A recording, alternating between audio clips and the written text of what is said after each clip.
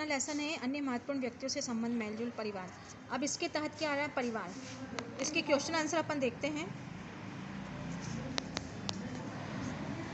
इसका फर्स्ट प्रश्न क्या है, परिवार शब्द को परिभाषित करें, विभिन्न प्रकार के परिवार के बारे में बताएं।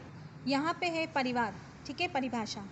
व्यक्ति का एक समूह में विवाह बंधन, खून के रिश्ते, गोद लिए जाने में बांध कर एक परिवार के निर्माण का, जो पति पत्नी, माता पिता, पुत्र पुत्री, भाई बहन की अपनी सामाजिक भूमिकाओं में से एक के साथ परस्पर व्यवहार करता है, एक समान संस्कृति का सृजन कहलाता है, वो परिवार कहलाता है, ठीक है, परिवार कहलाता है।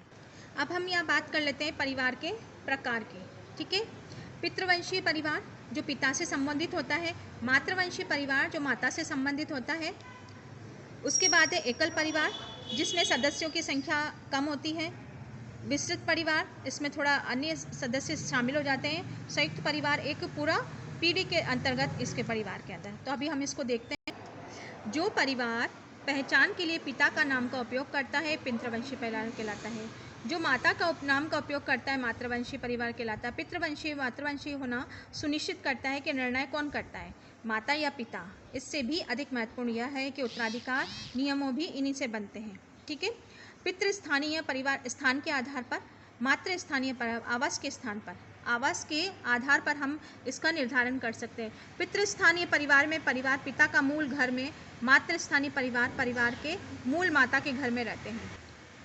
एक साथ रहने वाले व्यक्तियों के आधार पर परिवार की पहचान की जाती है आवास स्थान पर, ठीक है। अभी हम बात करेंगे एकल परिवार की और विस्तृत। यदि आप अपने माता पिता भाई बहन के साथ रहते हैं तो एकल परिवार कहलाएगा, ठीक है। यदि आप एक से कुछ दादा दादी चाचा चाची उनके साथ रहते हैं तो विस्तृत परिवार कहलाएगा, ठीक है।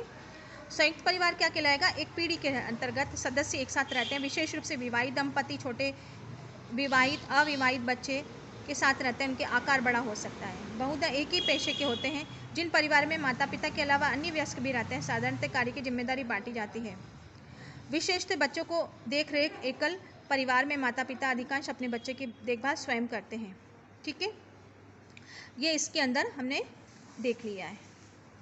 तो ये आपका प्रश्न, ये इसका आंसर हमने इसके बारे में बता दिया, ठीक है। इसे भी आप देख सकते हैं।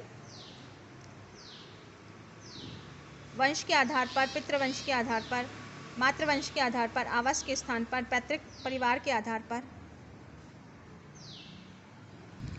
यहाँ पे हम स्थान के आधार पर, ठीक है, एकल परिवार, विस्तृत परिवार, संयुक्त परिवार जब भी हमने बताया है, ठीक है।